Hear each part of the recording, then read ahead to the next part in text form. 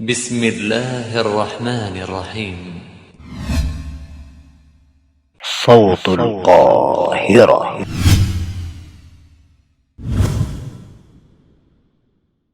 Bismillah, Assalamualaikum warahmatullahi wabarakatuh. Selamat datang di podcast Suara Kairo bersama saya Arif Rahman Hidayat dalam segmen Kairo Bercerita.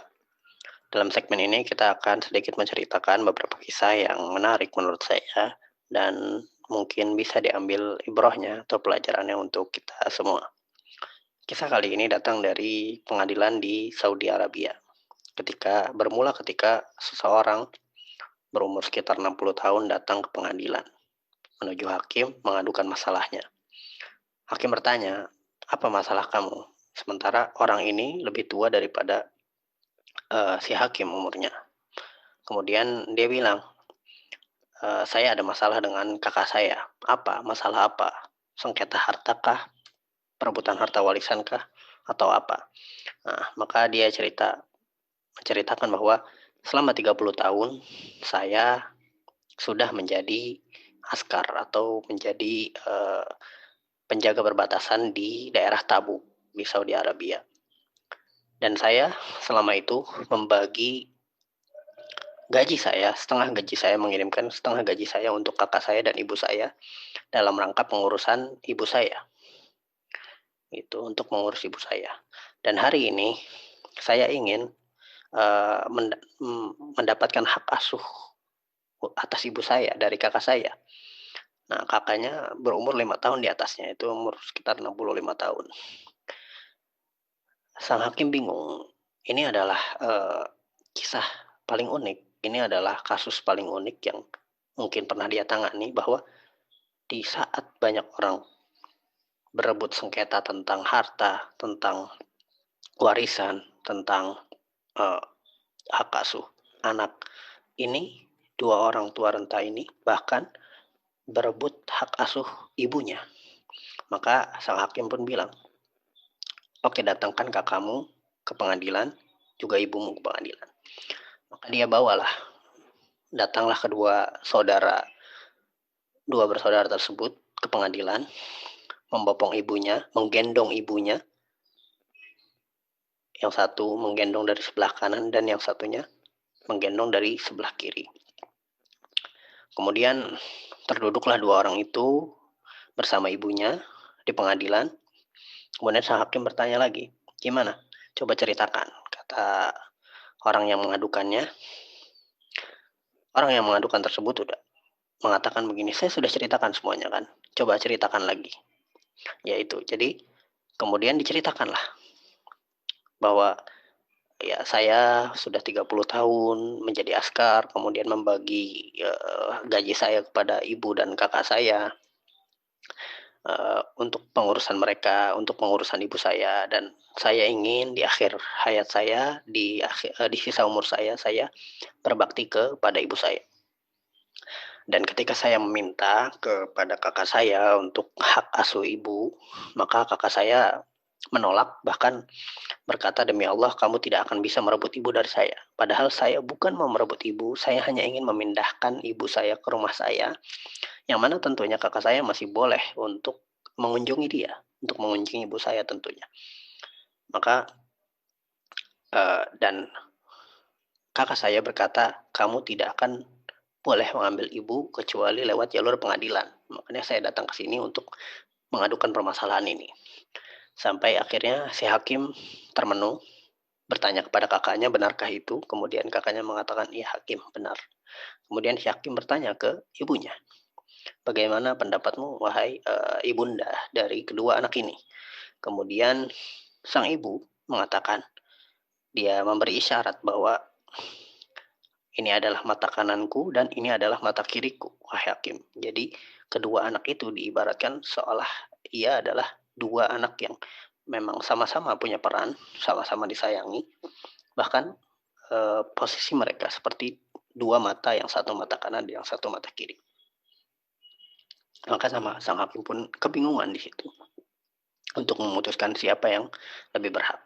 Tapi akhirnya sang hakim memberi keputusan, mengatakan kepada sang pengadu masalah, yang mana ini adalah adiknya, yang tadi ia menuntut tentang hak asuh ibunya, maka ia mengatakan bahwa sepertinya engkau lebih berhak. Sepertinya orang yang adik ini, ia mengatakan kepada di persidangan kepada kakaknya, sepertinya adikmu lebih berhak dalam hak asuh ibumu saat ini, karena tentunya dia sudah berkorban sejauh ini dan kau juga sudah banyak berkorban, dan di akhir hayatnya cukup punya hak untuk dia bisa berbakti kepada ibunya. Maka sang kakak meneteskan air mata, yang membuat satu pengadilan pun meneteskan air mata. Kemudian ia menghampiri adiknya, ia mencium tangan adiknya dan mencium kaki adiknya sambil berkata, demi Allah, engkau harus berjanji atas nama Allah bahwa semua kebaikan yang telah aku lakukan pada ibu jangan pernah berkurang sedikit pun. Apa yang aku lakukan pada ibuku, apa yang aku lakukan pada ibu kita, tidak boleh ada yang berkurang sedikit pun. Dari mulai pelayanan makannya, kemudian membersihkan pakaiannya, membersihkan kotorannya, dan lain sebagainya. Maka di situ selesailah persidangan ini dengan hasil bahwa sang adik mendapatkan hak asuh atas ibunya. Kemudian dua saudara ini menggendong ibunya, yang satu dari kanan dan yang satu dari kiri, menggendong keluar dari pengadilan. Dan sungguh luar biasa bahwa ketika ia keluar, banyak orang yang sangat terharu dengan kejadian ini. Yang mana kejadian ini tentunya memberikan pelajaran besar bagi kita, bahkan orang yang umurnya sudah 60-an tahun, yang mungkin sudah tidak muda lagi tentunya, yang mana bahkan mereka pun sudah jadi orang tua, tapi mereka dengan kehadiran ibunya, dengan kehadiran ibunda tercintanya, yang mana kehadiran ibunda tercintanya adalah salah satu ladang pahala terbesar bagi mereka untuk meraih surga Allah Subhanahu wa taala, dan mereka berebut tentang hak asuh orang tua, hak asuh ibunya ini. Ini adalah hal yang luar biasa. Mungkinkah itu terjadi pada kita? Ataukah malah kita termasuk orang yang ketika tua nanti, atau bahkan di umur kita yang mungkin 20-an, 30-an, sudah mulai tidak ada koneksi dengan orang tua, tidak peduli lagi, atau bahkan mulai berpikir bahwa kehadiran orang tua adalah beban, menyulitkan kehidupan kita, dan lain sebagainya.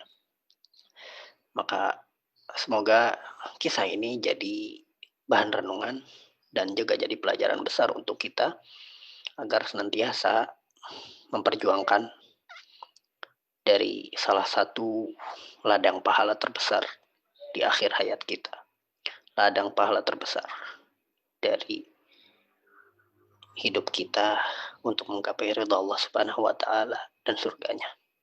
Semoga Allah Subhanahu wa taala menjadikan kita hamba-hambanya yang senantiasa berbakti kepada kedua orang tua, terutama kepada ibu kita, yang senantiasa mendoakan dan tidak melupakan untuk memberikan kebaikan kepada orang tua, menjadikan ridha mereka sebagai parameter dalam menjalani kehidupan kita sehari-hari. Selama ridha mereka dan juga perintah-perintah mereka sejalan dengan perintah Allah Subhanahu wa taala. Barakallahu fikum. Saya Arif Rahman Hidayat dari Kairo bercerita. Wassalamualaikum warahmatullahi wabarakatuh.